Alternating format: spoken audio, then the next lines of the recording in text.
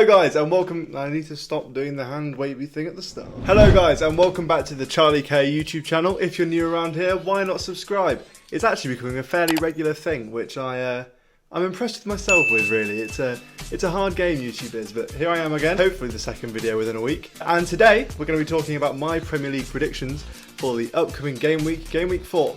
So strap yourselves in, hit that like button. Let's hope for, let's target, go for 20 this week. We'll build slowly. In a couple of weeks it'll be 22. Please hit the like button and subscribe, and let's get into it. Right, so the first game we're going to talk about is the 12:30 kickoff on Saturday, and that is Southampton versus Manchester United. And both teams are coming off the back of wins, both 2-1 wins. And they both look good for it, to be honest. I think Southampton were probably a little bit on the back foot against Leicester, but 2 goals for Che Adams was a very, very good return, and actually proving why he's been the source of a lot of interest in the transfer window from teams like Forest, like Everton. And yeah, Southampton are reaping the rewards right now. Obviously United will be on a very big high coming off of that 2-1 win against Liverpool, which was unexpected to say the least. I know neither of them had a good start, but you always back Liverpool, don't you, at the moment? And United proved us wrong. I thought they were very, very convincing. They looked good for the win. I think there was a lot more reassurance and sort of actual game plan. They seemed like they were more sorted, more organised. Rashford looked like he was back to his best, and that was a really composed finish. And hopefully now we can see the Jadon Sancho that we've probably not seen so far in a United shirt or an England shirt. But we know he can be, because he was like that at Dortmund. So that's all very, very good. If you look at it so far this season, United have typically done worse. I mean, it's 3 games in, so let's not take too much from this. But United have done worse against the typically smaller sides. Southampton have done worse against the bigger sides. When you look at their loss against Spurs on the opening day, so judging off that, probably a little bit of a harder game to pick a winner here. But I think United will kick on now. I think Ten Hag maybe has found a system that suits his players and sort of has found a way to motivate them, which maybe managers in the past haven't done. Yeah, after Monday's emphatic win against Liverpool, I'm backing United to kick on. I think Southampton will put up a pretty good fight, but in the end it'll be too much from United. And for that reason, I am going for a 2-0 win to the Reds. The Red Devils. Forest at the Reds. Do you just call them the Red Devils now? I don't know. The Red Devils just sounds too long. Very waffly today. Moving on now to Chelsea versus Leicester, and both of these teams had a very, very strange game week 3. Leicester were looking quite good and maybe like they'd found a bit of rhythm in that first half against Southampton, and then completely collapsed in the second, and as we've just spoken about, Adams tore them apart. Chelsea, on the other hand, was a peculiar one, and after a decent win against Everton, it was a penalty goal, but a win nonetheless. And then a draw, and a very hard-earned draw against Tottenham, and really they could have won. I think that last goal was an unlucky one to concede. I think there may have been a foul in the build-up just before the corner. They got battered by Leeds, didn't they? They got absolutely battered, and that goes against everything I predicted. Leeds are completely smashing my predictions out of the water at the moment. They are doing so well. We're not talking about Leeds, we're talking about Chelsea.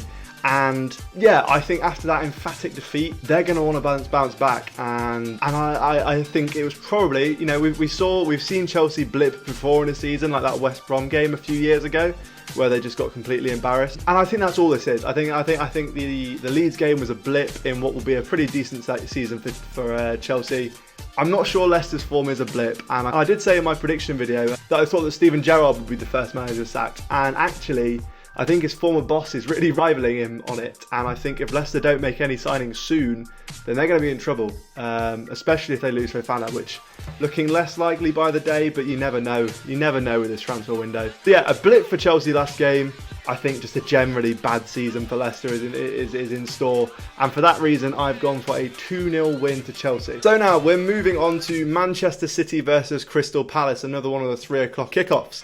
And what a game Manchester City versus Newcastle was. It was enthralling, it had everything, and I think a lot of teams will realise this season a point away to Newcastle is really not a bad point. I think a lot of the big teams will see that. Although Pep was probably agreeing in his post-match interview, I do think he'll be annoyed. I think the manner in which they went 3-1 behind after getting ahead is shocking. I think he is not probably up to the standards he would want. And I think there'll be a reaction in this game. Not to say that Crystal Palace haven't looked convincing. I think after that opening day defeat against Arsenal, they've had 2 pretty decent results. Apart from Arsenal, they've not really been troubled. Maybe the last 20 minutes of the Liverpool game, but they looked good money for the draw in the end. But I do think that the quality of City and the fact that they didn't pick up 3 points in their last game. You know, the natural order of things tells you that City will now pick up 3 points against Crystal Palace, and who am I to disagree with that? So for that reason, I've gone for 3-1 to Man City, but I do think Palace will score either the first or the second, so they'll go ahead, or they'll equalise soon after, and I think then City will react. Yeah, very in-depth prediction there in terms of the actual scoreline, but I just have a gut feeling. We know that those aren't always accurate. Next, we've got the team that look in a bit of disarray at the moment compared to their usual standards, and that is Liverpool, who are facing Bournemouth. I doubt it'll go the same way as it did against one of the other promoted sides when they played Fulham. Liverpool will be looking for a reaction after what is an embarrassing defeat for them, really. Let's not sugarcoat it. I know United and Liverpool are rivals, and they're very, very even in terms of history and all that, but right now, it's an embarrassing loss to Man United. I think especially after they've just lost 4-0 to Brentford, to then lose to that team is just like, come on guys, you're in a Champions League final less than 3 or 4 months ago. So yeah, not looking great for Liverpool right now. And I think a lot of the criticism is being put on the midfield and possibly the over-reliance of people like James Milner, who, you know, is a workhorse, but the man's in his late 30s at this point. Like, give him a break. There's only so much James Milner can fix. As I said with Man City, I do think there'll be a reaction from Liverpool here. They need to start picking up points if they're going to have any chance of competing in a title race, and that is incredible to say after 4 games. But we know how rare it is that teams like City will drop points this season, and for that reason, Liverpool need a win. And I think with the Anfield faithful, probably going to be a little bit of an anxious atmosphere to start with, but I think they'll push them on. And for that reason, I'm predicting a 4-0 win to Liverpool. And that's not to say that Bournemouth haven't been good this season. I think they've impressed a few teams. I know they've only got the 1 point so far, but they've had a hard run of games, and this is their final one before it starts to get a little bit easier for a little bit. I do think Bournemouth will still do well. I back them to stay up, but right now, no. Liverpool are just going to be too good. They're going to be too on it. They'll be too fired up, and if not, then Klopp is gonna, he's already starting to lose it a little bit, but Klopp will not be best impressed. So for that reason, for their sakes, I'm hoping a 4-0 win here.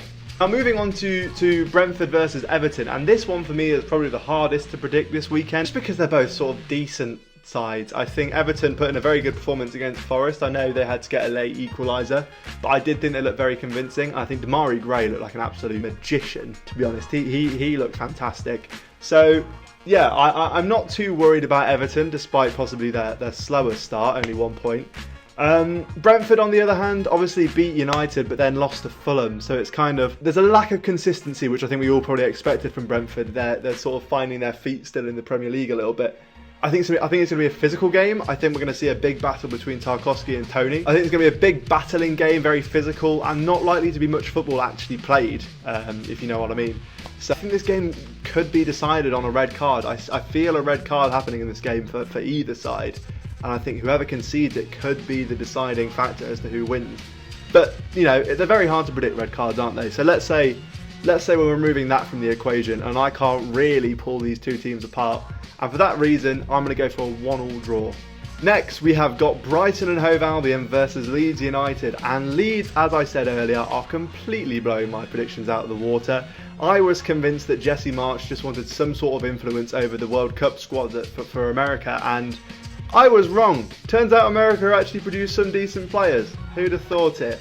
Yeah, really, really good. Really good. And it pains me because I'm a Forest fan. I think it'd be weird if I like Leeds. Sorry, Josh Sutton. There's a little bit of a call out there. No one's going to know who Josh Sutton is, but I'll keep it in. And I have to say, I think Aronson looks fantastic. I think Aronson is hitting form. I think Rodrigo is finally finding his feet in the Premier League after 3 seasons. And yeah, it's clockwork at the moment for Leeds. It really is clockwork. Against the Brighton side who are just good at football, aren't they? They are inconsistent. And we saw this last season when they had a good performance, they then have a bad one. And their 2-0 win against West Ham was convincing. So now are we thinking inconsistency is going to come into it? Is there going to be a bit of a blip here? And I would be inclined to think maybe. But I think that they're very, very well matched. And I think tactically it'll be a real battle between Marsch and Potter. Who I've got to hold my hands up. Marsch is looking like a good manager. I think maybe the Ted Lasso comparisons blinded me a little bit, but yeah, no, he's looking good, isn't he? So I think this will be a real tactical battle. The battle between Gross and Roca will be really physical and really interesting to watch, and I think they're going to be very, very well matched. And for that reason, I'm going to go for a really boring 0-0. I know both of them are capable of scoring goals, as we saw in the Chelsea and the West Ham games. And by the way, Leeds, again, I'll praise you no end. That Chelsea game was a masterclass. But this time, I think it's going to be a ball draw. I just have that gut feeling. Again, probably less logic here. That's what you get on this channel. You're welcome.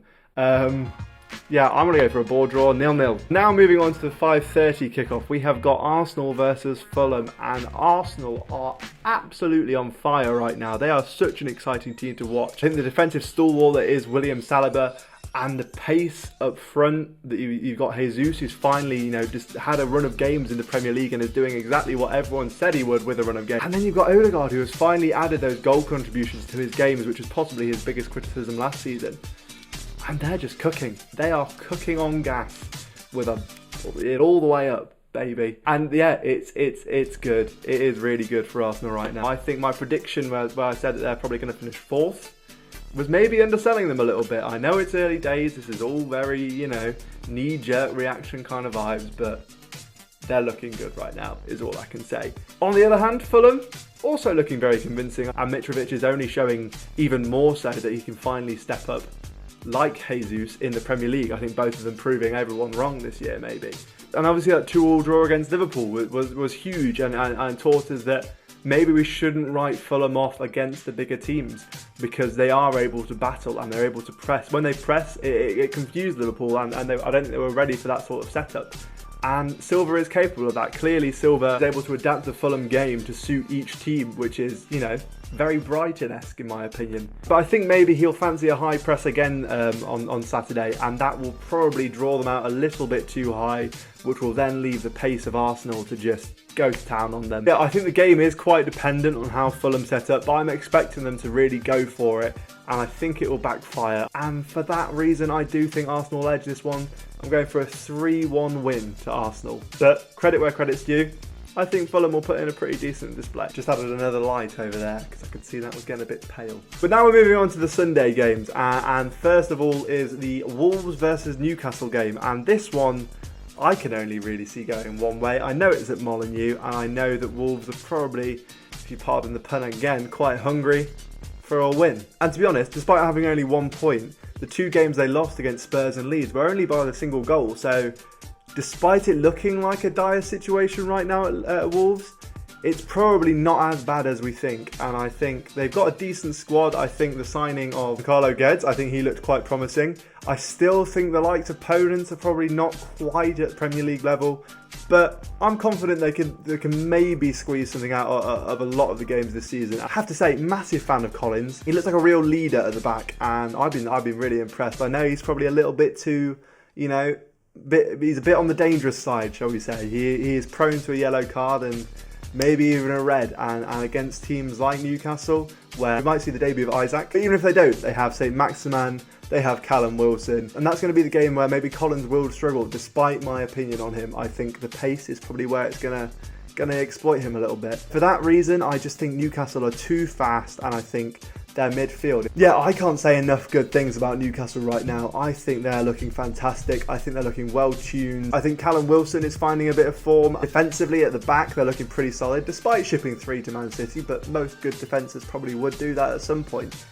Putting 3 past Man City, and I know they were, and 3 good goals. I think possibly the attacking options that Newcastle have will overload a defence where, other than Nathan Collins, I'm probably not convinced. I don't know if Max Kilman is quite up to the standard that you need to be currently. I think he'll get there, but I don't think he's quite there yet. And Castro, I'm yet to make an opinion of, really. I'm going to go for a 2-1 win to Newcastle. But knife's edge this one. I feel like this could be close. Now on to the penultimate game, and 2 struggling sides in Aston Villa and West Ham. And I think one of them will be struggling towards the end of the season. I don't think it'll be West Ham. I think West Ham will be fine. I think they've had a strange few games where Man City, they're not going to win. Plain and simple. Forest, they were probably very unlucky. They hit the woodwork a few times. I was there. I think the atmosphere was just intoxicating is the word I keep using. It was electric. Any player coming to the City Ground this season is going to be intimidated by that atmosphere. And I think West Ham were at the end of the day. I think they rose to the challenge a little bit, But I think the fans carried Forest to the victory, and a decent one at that. And then they lost against Brighton, which was probably their worst display of the three. And confidence is likely to be low after that one. But I think they'll be fine. I would not worry West Ham fans. I think this is just a minor blip at the start of the season that will blow over, shall we say. And that will start with your game against Aston Villa, who I think are in trouble. Not a fan of Gerrard as a manager. As a player, great player, one of the best of all time. As a manager, he looks tactically inept. It looks like they have very little game plan. If they go one behind, it's hard to see how they get back into the game. Yeah, they're going to struggle this season. I really think they're going to struggle. And the signings they've made, you'd be hoping for more than last season. And actually, I think that their only reality right now is less if they have Gerrard as manager. But as we saw against Everton, they are able to grind out results. The defence is looking shaky. And even against Bolton in the Cup, I know it was a second string side, they did go behind. And until Ings put them back ahead, they looked uncomfortable against a very average Bolton side, to be honest. So yeah, I am not predicting good things for Aston Villa this season, and I just think their misery is going to continue. I don't think Gerrard will match to Moyes, and I think West Ham will be hungry for this after their first 3 games. So for me, first 3 points of the season for West Ham, and a lot of pressure on Steven Gerrard. So with all that being said, I'm going to go for a 2-0 victory to West Ham.